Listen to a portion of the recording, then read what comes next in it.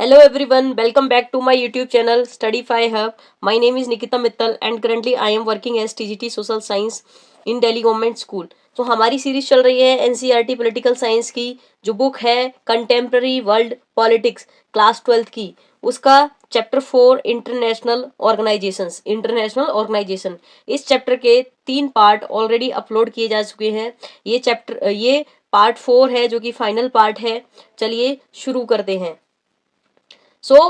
Veto power, जैसे कि मैंने आपको लास्ट वीडियो में बताया था कि वीटो पावर होती क्या है, तो ये अब तक यानी कि 2018 तक का जो डेटा हमारी एनसीईआरटी की बुक में दे रखा है, तो उसमें कितनी बार वीटो पावर का यूज किया गया है बाय परमानेंट मेंबर। तो यूएसएसआर यानी कि अब जो रसिया है, रसिया ने कितनी बार कर लिया, 135 टाइम्स कर लिया। यूएसए ने 84 टाइम्स कर लिया। यूके ने 32 टाइम्स कर लिया। फ्रांस ने 18 टाइम्स एंड चाइना ने 11 times according to the June 2018 data. Okay, तो कुछ रिफॉर्म्स लेके आए गए कब, 2005 में। कब लेके आए गए, 2005 में, जब यूएन ने 60 साल अपने पूरे कर लिए थे। कब, सितंबर 2005 में। इस टाइम पे जनरल सेक्रेटरी कौन थे, कोफी अनान। तो इन्होंने क्या किया, एक पीस बिल्डिंग कमीशन बनाया, पीस बिल्डिंग कमीशन की स्थापना की। यूएनएचआरसी यानी United nation human right commission की स्थापना, ह्यूमन राइट्स कमीशन की स्थापना की। कब, 2005 में। ये इनका इंपॉर्टेंट इनिशिएटिव था।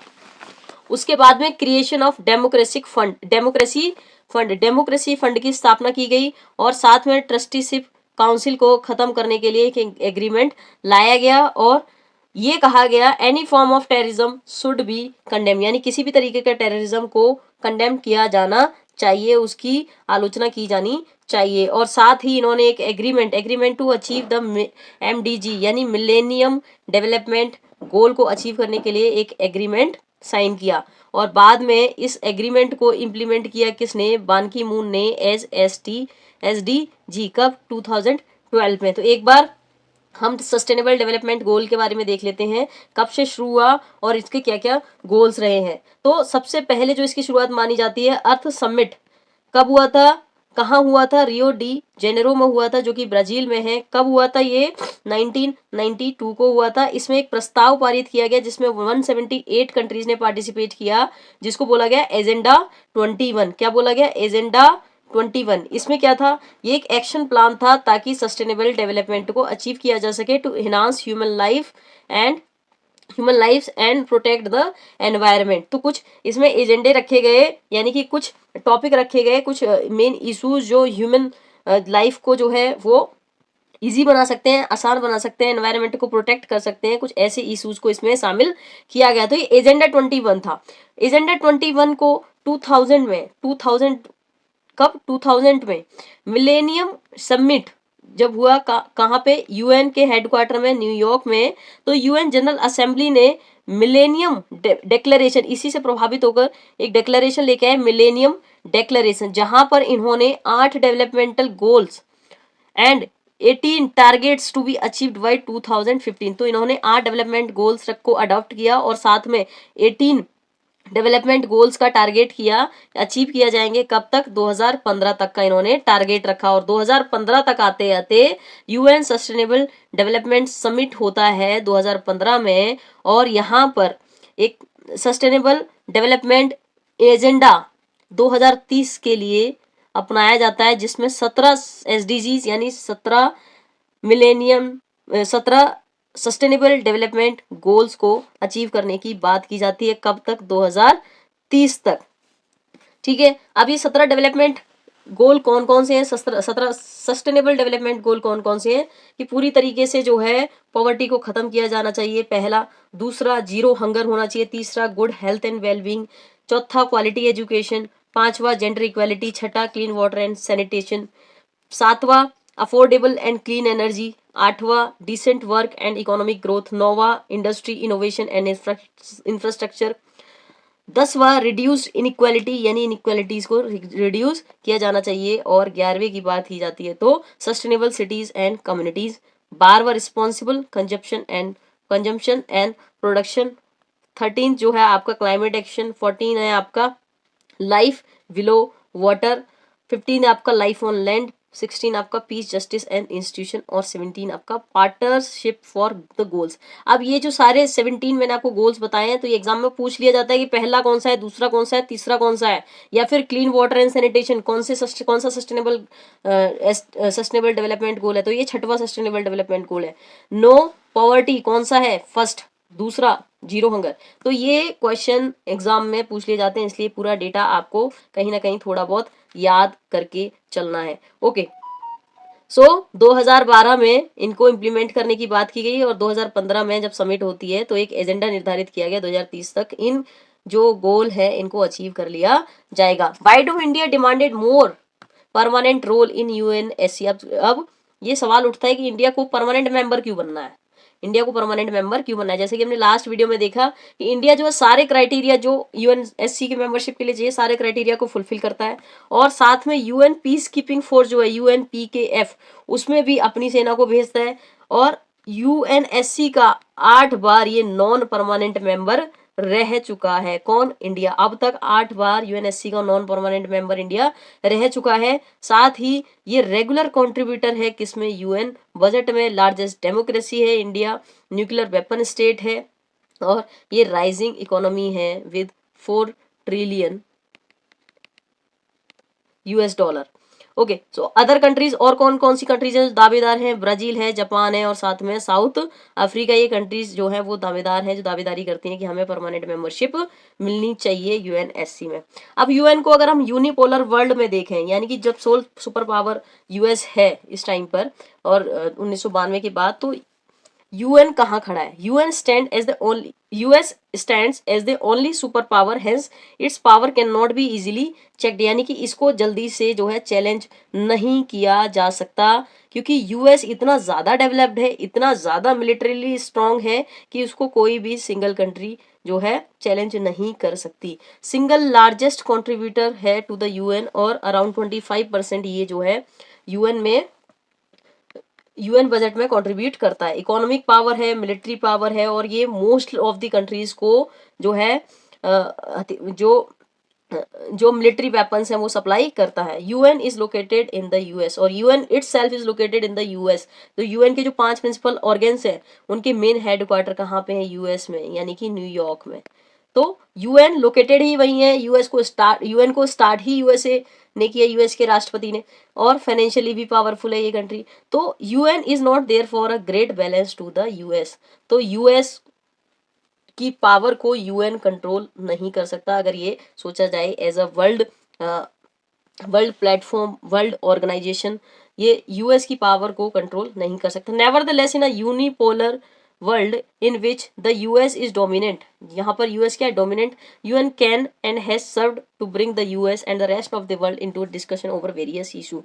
पर एक काम जो यूएन ने किया है वो क्या, कि एक टेबल पर सभी कंट्रीज को जो है वो लेके आ गया है, जहां पर सभी डिस्कशन कर सकते हैं। एक ऐसा प्लेटफॉर्म बन गया है, कौन, यूएन।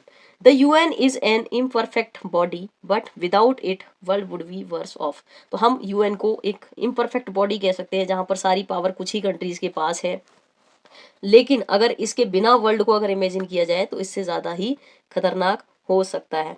अब हम बात करेंगे कुछ इंपॉर्टेंट ऑर्गेनाइजेशंस की जो कि कहीं ना कहीं यूएन से रिलेटेड है। कौन कौन से ऑर्गेनाइजेशन हैं, सबसे पहले हम बात करेंगे आईएमएफ, इंटरनेशनल मॉनेटरी फंड की। इंटरनेशनल मॉनेटरी फंड की ये कब बनाया गया, ये 1945 में बनाया गया under the Bretton Wood conference. Under the Bretton Wood conference दो ऑर्गेनाइजेशन बनाए गए, एक तो आईएमएफ और दूसरा वर्ल्ड बैंक। इन्हें ब्रेटन वुड सिस्टर भी कहा जाता है।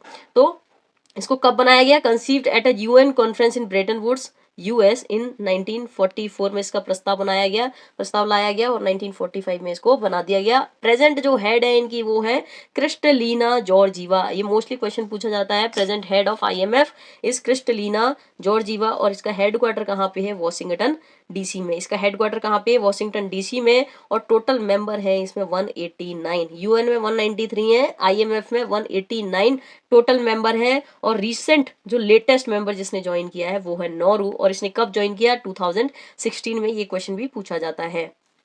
IMF and World Bank are two Bretton Woods organization, या ब्रेटन वुड्स सिस्टर भी इनको कहा जाता है। पर्पस क्या है इसको बनाने का, to foster global monetary cooperation, ताकि मॉनेटरी कोऑपरेशन हो सके, फाइनेंशियल स्टेबिलिटी को सिक्योर किया जा सके, इंटरनेशनल ट्रेड को ये फैसिलिटेट करता है, promote international economic cooperation, ensure stability of international monetary system.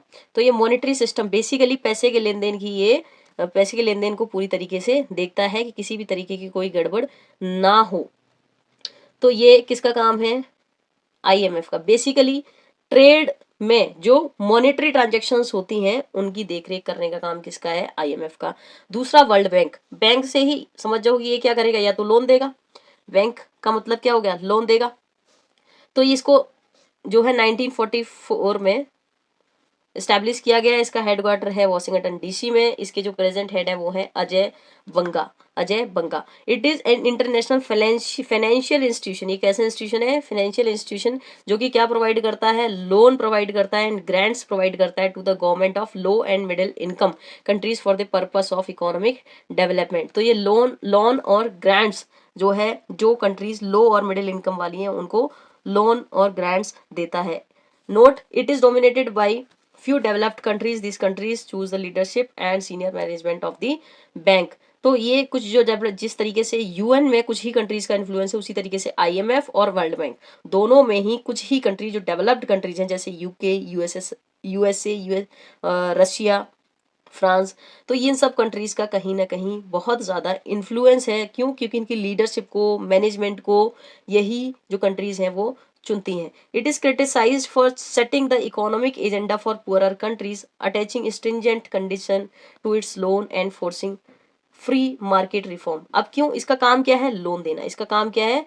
Loan देना। तो जो भी कोई बैंक लोन देता है तो उसके साथ कुछ कंडीशंस आती हैं, कुछ शर्तें आती हैं, कंडीशंस आती हैं, कुछ शर्तें आती हैं। तो मेनली क्या शर्तें होती है कि आप अपनी मार्केट को क्या कर दोगे? फ्री मार्केट कर दोगे। अब ये जो शर्तें हैं किससे इन्फ्लुएंस होती हैं? जो फ्यू डेवलप्ड कंट्रीज होती हैं। अब डेवलप्ड कंट्रीज के जो डेवलप्ड कंट्रीज हैं वो अपना सामान वहां आराम से जाके क्या कर सकती हैं? बेच सकती हैं, एक्सपोर्ट कर सकती हैं, जिससे कि उन पर किसी भी तरीके का जो है, किसी भी तरीके का टैक्स नहीं लगेगा, एक्साइज ड्यूटी नहीं लगेगी। इस तरीके से उनको फ्री मार्केट बना दिया जाता है। और साथ में जो उनकी शर्तें होती हैं, लोन की शर्तें, उसमें इसको इंक्लूड कर दिया जाता है, ताकि टैरिफ ना लगे ट्रेड पे, मार्केट फ्री हो, क्लोज्ड इकोनॉमी ना हो। तो इन शर्तों पर क्या देती है? वर्ल्ड बैंक लोन देती है। और ये शर्तें किसके द्वारा तय की जाती है? मोस्टली जो डेवलप्ड कंट्रीज है उनके द्वारा।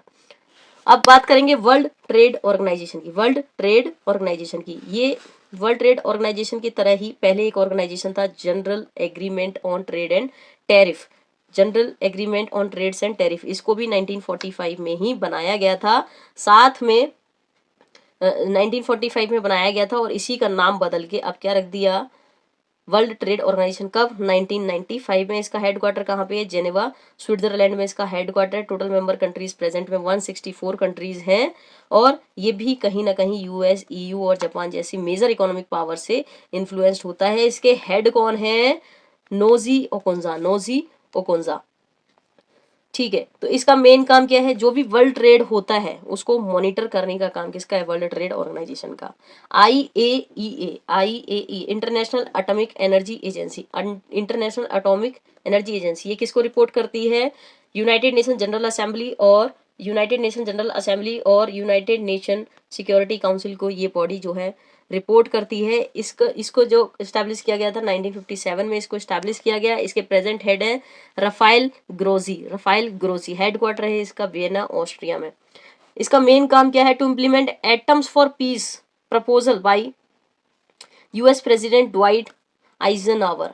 तो एटम्स फॉर पीस, यानी अगर आपके पास एटम्स हैं, वो सिर्फ किसके लिए? पीस एस्टेब्लिश करने के लिए जो है वो आपने हथियार रखे हुए हैं, एटम्स रखे हुए हैं, लेकिन उनका यूज कभी नहीं करना। It seeks to promote peaceful use of nuclear energy and to prevent it use for military purpose. तो यानी कि न्यूक्लियर एनर्जी को आप पीसफुल तरीके से, आप न्यूक्लियर वेपन्स को, न्यूक्लियर एनर्जी को यूज करो, लेकिन इसको मिलिट्री पर्पस के लिए यूज नहीं करना है। इसको देखने का काम किसका है? International atomic energy agency. Amnesty international एक तरीके का एनजीओ है। इसका हेडक्वार्टर है लंदन में। इसको स्टैब्लिश किया गया 1961 में। फाउंडर थे इनके पीटर बेनिसन। इसका काम क्या है? ये कैंपेन चलाता है to protect human rights all over the world. Human right commission, human right watch, ये भी एक तरीके का एनजीओ है। It is the largest human right organization in the US. US में ये ऑर्गेनाइजेशन काम करता है और इसका काम क्या है? It help in building international coalition like the campaign to ban land mines लिखा हुआ है ये, land mines, to stop the use of child soldier and to establish international criminal court. तो इंटरनेशनल क्रिमिनल कोर्ट की establish करने की बात करता है और साथ में जो चाइल्ड अब्यूज़ है इन सब की बात करता है। जो लैंड माइंस जिनसे लोगों की जान को खतरा हो सकता है उन सबको बैन करने की बात ये करता है ह्यूमन राइट्स वॉच। अब बात करेंगे यूनेस्को। यूनेस्को का फुल फॉर्म भी कई बार पूछ लिया जाता है, the United Nations educational scientific and cultural organization. Educational scientific and cultural organization इसका फुल फॉर्म है। इसको स्टैब्लिश किया गया 1945 में। हेडक्वार्टर है पेरिस में। प्रेजेंट हेड है मिस ऑड्रे उजूले। ऑब्जेक्टिव क्या है? क्योंकि इसका नाम ही educational scientific and cultural organisation है तो कहीं ना कहीं इसका ऑब्जेक्टिव भी क्या होगा? To promote education, natural sciences, society, anthropology, culture and communication. इसके टोटल मेंबर हैं 193 member. UNICEF is related to children emergency fund, United Nations international children emergency fund. UNICEF इसको स्टैब्लिश किया गया 11 दिसंबर 1946 को। किसके द्वारा? यूनाइटेड नेशन जनरल असेंबली के द्वारा। टोटल मेंबर कंट्रीज जितनी यूएन में है उतनी ही इसी में 193 और हेडक्वार्टर है इसका न्यूयॉर्क। इसके प्रेजेंट हेड है कैथरीन रसेल। इसका मेन टास्क क्या है? क्योंकि ये इमरजेंसी फंड है तो यानी कि इमरजेंसी फंड को कलेक्ट करने का काम ही इसका होगा। किसके लिए? चिल्ड्रन के लिए। And to help in their development all across the world, to encourage the world that promote children's health and better life in all parts of the world. Okay, ILO international labour organization, ये भी बहुत important organisation है। इसको establish किया गया 11 अप्रैल 1919 को। ये बहुत पुराना ऑर्गेनाइजेशन है, ये लीग ऑफ नेशन से भी पुराना ऑर्गेनाइजेशन है। इसके हेड हैं जिलबर्ट एफ हुंगबो। इसका हेडक्वार्टर है जेनेवा स्विट्जरलैंड में। टोटल मेंबर कंट्रीज है 187। अब ये क्या है? ये मेन बॉडी है किसकी? यूएन की, which aims to promote efficient condition of social justice and work for workers through international level labour standards at the global level. तो ये जो है इंटरनेशनल लेबर ऑर्गेनाइजेशन किसकी सेफ्टी की बात करेगा? लेबर की सेफ्टी की बात करेगा, लेबर के सोशल जस्टिस की बात करेगा, वर्किंग कंडीशन की बात करेगा। कौन? ILO। Okay, so this was all about this chapter. ये चैप्टर यहीं खत्म होता है। ये वीडियो पसंद आए तो ज़्यादा से ज़्यादा शेयर करें, वीडियो को लाइक करें, मेरे चैनल को सब्सक्राइब करें और आगे आने वाले वीडियोस के लिए मेरे जो चैनल है उसके बेल आइकन को क्लिक करें। Thank you so much.